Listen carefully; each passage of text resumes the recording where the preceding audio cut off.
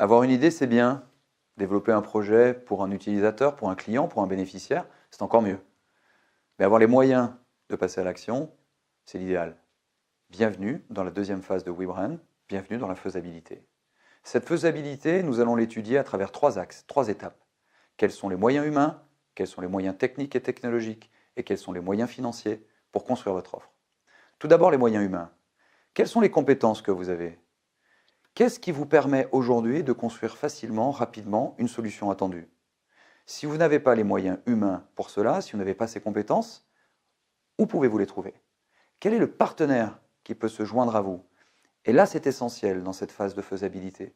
Ce sont les partenaires qui nous protègent. Ce sont les partenaires qui vont nous aider à co-construire une solution et à gagner en ampleur, en ambition sur le marché.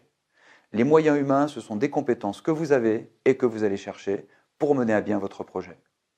Les moyens ensuite techniques et technologiques, c'est essentiel.